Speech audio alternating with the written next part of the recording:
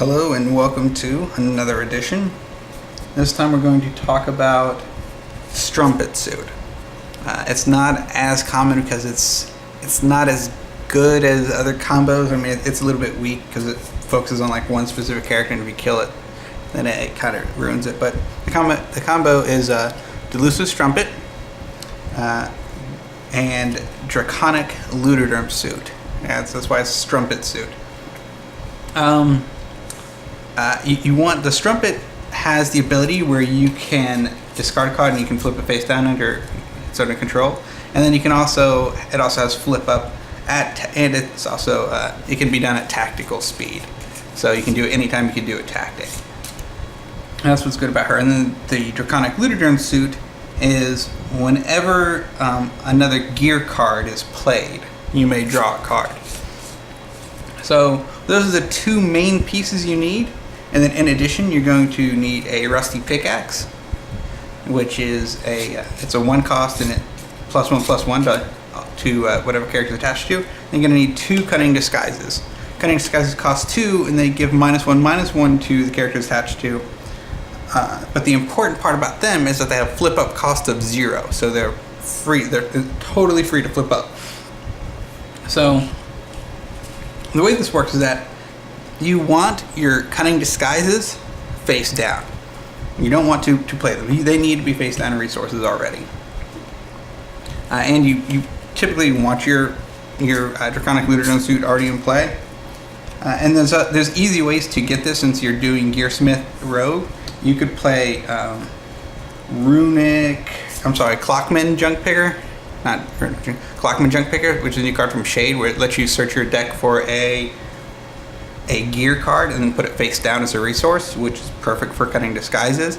Unless you really need to fetch up your giant sporks or something. But so it's a great way to get your cunning disguises face down. So, and like I said, you want your Draconic Luteoderm out. So you'll play your Delusive Strumpet. You'll pay your 3, attach your 3 to your faction. You'll pay 1 more to play your rusty pickaxe on your Strumpet, which will draw you a card. Let me go and put a deck over here. Random stack of cards. So I'll draw a card off of this rusty pickaxe from the suit. Now I'm going to go and use these 2 cunning disguises that have face down. I'm going to go and pay 0, for one of them, attach it. So I'll draw another card, and then I'll go and attach this one as well.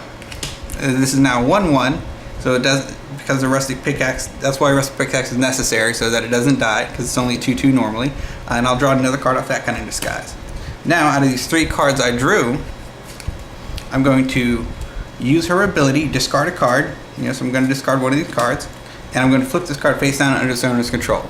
And remember in spoils, for those that may be new, that when a card leaves play, all cards attached to the card leave play in the same way. So since Delusive Strumpet is flipping face down as a resource, all these 3 items attached to you are also flipped face down as a resource. So Delusive Strumpet flips face down.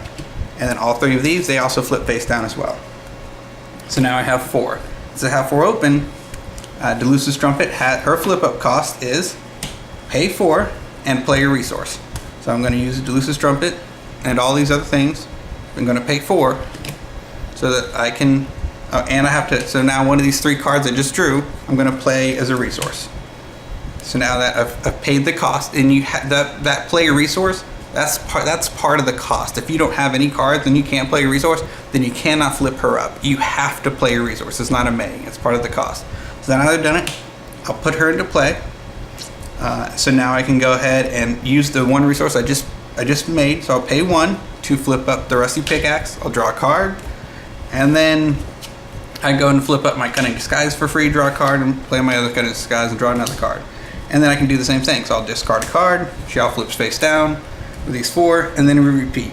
So we pay 4, play a resource, flip up, pay 1, and we can keep this going until we've drawn our entire deck. Now that we've seen how the combo works, we have drawn our entire deck into our hand. Now the question becomes, how do you win with this? What now? The good thing about Delusive Strumpet is, even though you may only have a few resources left at the end, Because again, all the resources you've been playing, you have to use for your rusty pickaxe. So you have a ton of resources on the field, they're just all spent. You can discard a card to flip Delusive Strumpet down. This is now going to provide you with 4 unattached resources. You can spend these 4 to go and play All-Nighter. All-Nighter costs 4, and you can, when you play it, you can detach 9 resources from your hand. So you pay 4, you get back the 4 you spent, and then you end up netting 5 resources. So we have 5. The combo I'm going to show you, the classic one from Research Investment, actually requires 16 resources. So we're going to play another All-Nighter, which we have in our hand because we have drawn our entire deck. So part of the Delusive Strumpet when you're doing it is you want to make sure to keep your combo pieces, which you'll see. So you're not going to discard those or put those face down, but there will be lots of other cards you can put face down, even other resources. So we'll play another All-Nighter. Again, we pay 4, that'll net us 5 open, 1, 2, 3, 4, 5. So now we're at 16. Which, as I mentioned, that is what we need. If you needed to, you could always play a 4th all-nighter or a 3rd and 4th all-nighter because you have 4 in the deck and you've drawn your entire deck. So you have all these options open to you. Also, one of the other things is as you're doing the Strumpet, some combos of this will run a 1 of Rage for the Tactician Vacation. So as you're doing your Delusive Strumpet, one of the resources you're going to want to put down, you're going to want to put down this 1 Rage when you draw it. So you have the threshold for your Tactician Vacation. This way you can play this and that will prevent them from stopping you from winning. So that way they can't interrupt it. You could ABZ or something instead. ABZ is not as good. I mean, it only costs 1, but it only stops 1 tactic. Once you only need 1 tactic here. Once you play your last tactic, you don't need any more tactics played on your side. So Tactician Vacation is good to shut down everything. So we'll say we have played this or something. So the win condition is we're going to pay 12. That's 5, 10, 11, 12. Noting we still have 4 open for our Tactician Vacation if needed.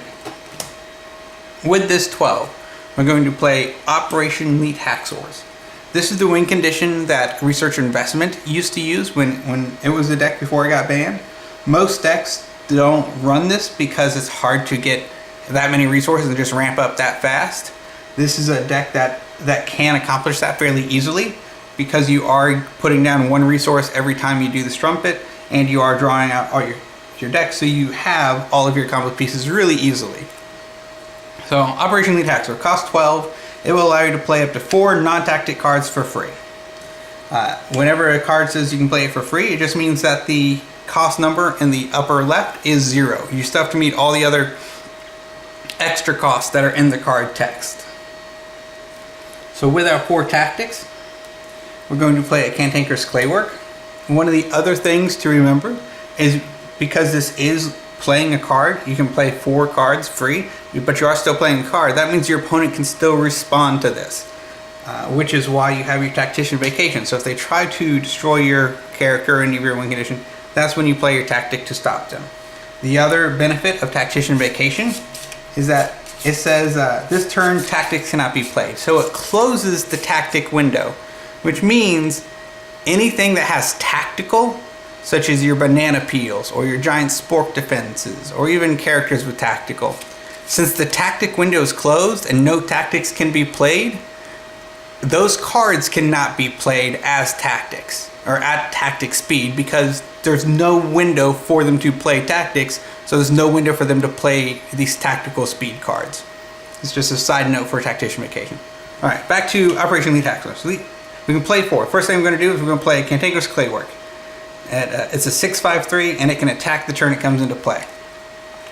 Next thing we're going to do, we're going to go play Luteoderm Goliath. It gives +11/+11. It's an item gear. So our Cantankerous Claywork is now a 17/16. Next thing we're going to do is we're going to play a Pepper of Insanity on our Claywork. That gives it +3/+3. And so that makes it a 17/16, and that makes it a 20/19 now.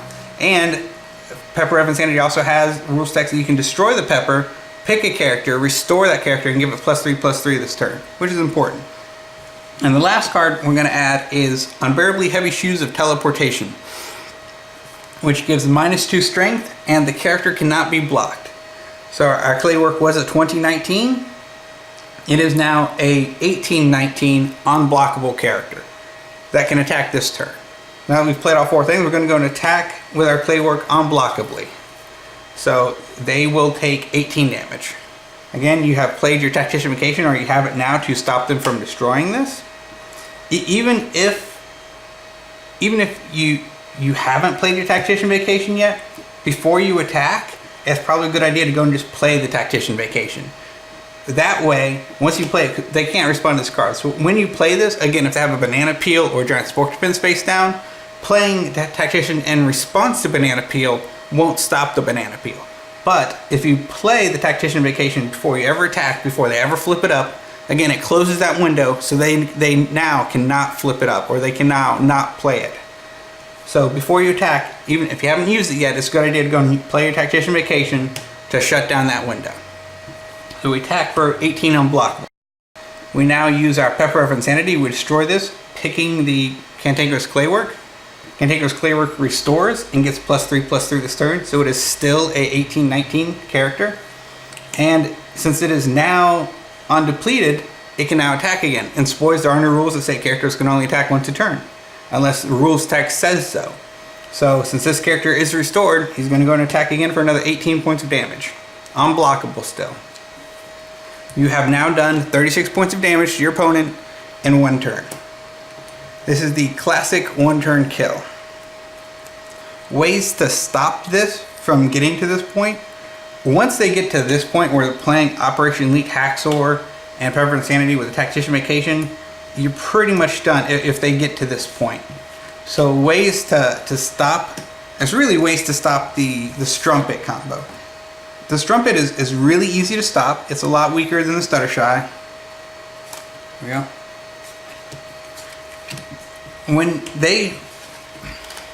When your opponent plays the Strumpet, the first Strumpet's fine. When they go to play Rusty Pickaxe, that's when you want to destroy Strumpet. Just any character removal destroys the Strumpet. And now there's 2 choices. One, they can discard a card to flip the Strumpet face down, which is fine. That'll save the Strumpet. But the Rusty Pickaxe, since it has no target to attach to when it comes into play, Rusty Pickaxe is terminated and goes to the discard pile. Normally the pickaxe, as rules text, when it's destroyed, it's flipped face down. So removing it later is hard.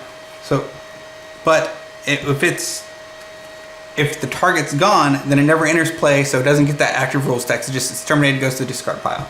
So removing Rusty Pickaxe is good. One of the other options to stop this is you can destroy the Draconic Luteoderm suit. Again, if you take out the suit, they can do the Delusive Strumpet all day and discard cards, but without the suit, they're not drawing the cards they need to keep this sustainable. So just straight up item destruction on the suit's also optimal. The other option is when they say they have drawn out their entire deck. When they go to use the All-Nighter, you can try to cancel this tactic. Be it through Muddle or Hilarious Refrigerator Alarm or ABZ or Tactician Vacation, however you want. Stopping this, so they've paid the 4 for this first All-Nighter. If you counter this, depending on what they have, if they don't have another 4 open, they can't keep going. If they do have another 4 open, and it wasn't if it was a Tactician Vacation, you're fine, they can't play any more tactics. If you force them to play a Tactician Vacation this turn, then they can no longer play their Operation Elite Hacksaw, because that is a tactic. So the prime ways to stop this, again, it's really easy to stop. Destroy the Delusive Strumpet. It's really easy to do. Any item or any character removal will do it. Item destruction, destroy the suit. Again, that's good. It's not as optimal because they are running Gearsmith, so they do have item recursion from their discard pile. Destroying the Strumpet, though, very good. It stops things from happening. Again, and then just countering their first All-Nighter to stop them from being able to continue the combo to get to the 12.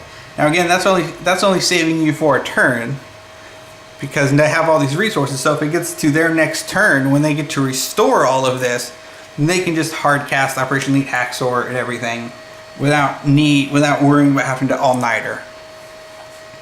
So it only saves you for a turn. Again, you never want them to get the initial Strumpet off.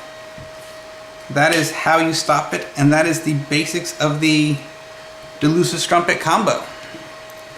Thank you for watching. Welcome to the bonus segment. This is more about experimental, silly ideas I've had with this, and thanks to Pink Lizard from Octagon, which, by the way, you can play Spoils for free online at octagon.net, I think. Sorry, I'll have to fix the link. You can also just go to theworldsnotes.com, where you can download the art files. There's also a chat room there. You can come join us online to play. This is where you'll find a lot of people hanging out waiting to play games on Octagon. Yes, it's completely free. It's endorsed by Arcane Tenman for the Spoils. You can play. So yeah, there's lots of crazy decks, and we always talk about things. So thanks to Pink Lizard, who was using Tested on Autoframe and Clay Node, which can flip down and flip back up to attack his opponent a bunch of times in a single turn. His basics was, you can attack with Clay Node. If they block it, it doesn't matter. You pay 2, you flip the Clay Node down. Clay Node has flip up, so you can pay 1 using itself. To flip it back up, it can attack again, and you can pay 2, flip it down, so you can attack a bunch of times. However, with that, it's not sustainable because you have to keep paying 2 every time. So, but his initial version of this is what got me experimenting and thinking about silliness.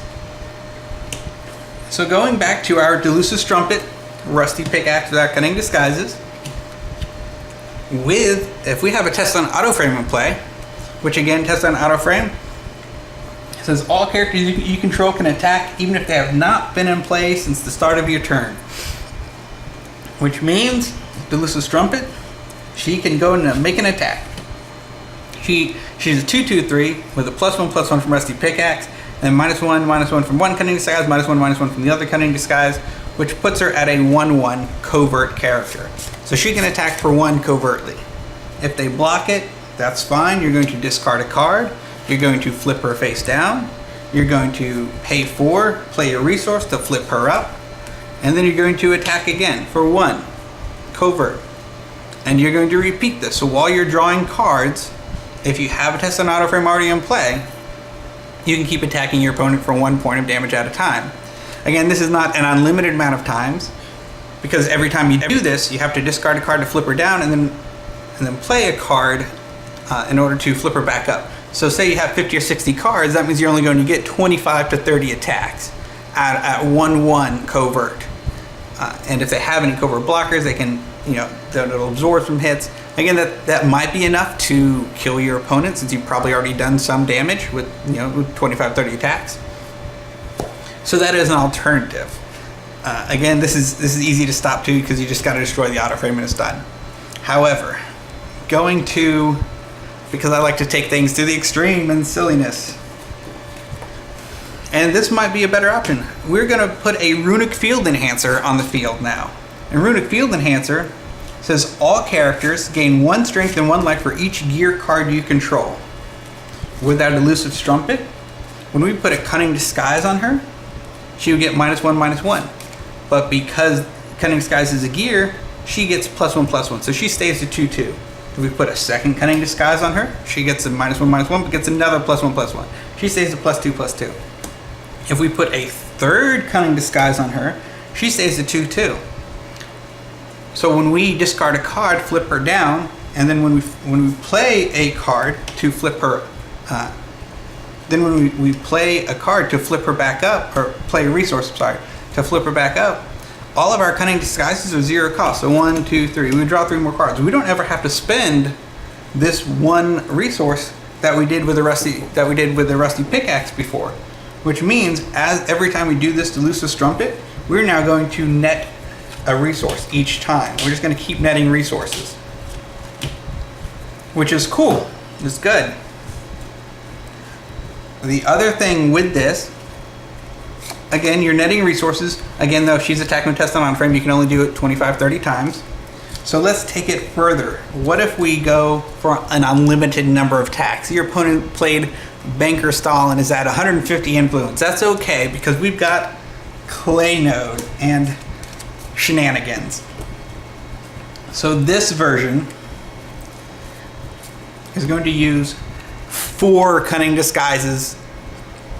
All of them need to be face down. I know it's crazy, it's silly, it's not likely to happen. Although it could, because you do have cards like Clockman Junk Picker, which lets you search your deck for an item and put it face down, which, hey, look, Cunning Disguise, perfect card to put face down because it has flip up. So these 4 Cunning Disguises need to be face down. And we're just gonna put them over here. So we have a Clay Node. First, we're gonna pay 2. And we're going to play our Clay Node. With this 2 that we use our Cunning Disguise, we're going to flip up for 0 Cunning Disguise, flip up for 0 Cunning Disguise. Because of our Runic Field Enhancer, our Clay Node is still a 2/1/3. It does not die with a -1/-1. So it's 2/1/3 covert. We can attack for 2. If they attack or block, it doesn't matter. When we're done assigning, we're going to pay 2. We're going to use our other 2 Cunning Disguises as the 2 we're going to pay. So we're going to pay these 2 to flip down Clay Node. Again, just like the Strumpet, when this flips down, its attachments flip down. So all this is going to flip down. We're now going to use the Clay Node, since it costs 1, to pay for itself. So pay 1, flip up Clay Node. We're now going to flip up these 2 Cunning Disguises attached to our Clay Node. It's a 2/1 covert. We'll attack again. And then we're just going to use these 2 Cunning Disguises to pay 2, flip down this node. So now we're just going to keep rotating these Cunning Disguises out, these 2 Cunning Disguises, so we can have an unlimited number of attacks with Clay Node. It doesn't matter what your opponent's influence may be. With this, you can attack them unlimited amount of times. Again, it costs 4 and it's really silly and it's really easy to stop. You just destroy your tested on frame or a field enhancer, or just kill the Clay Node and it's done. But that's the bonus segment. Hope you enjoyed the shenanigans. Thank you to Pink Lizard for giving me the basis of this idea. And come join us online. Again, octagon.net or theworldnotes.com. Thanks for watching.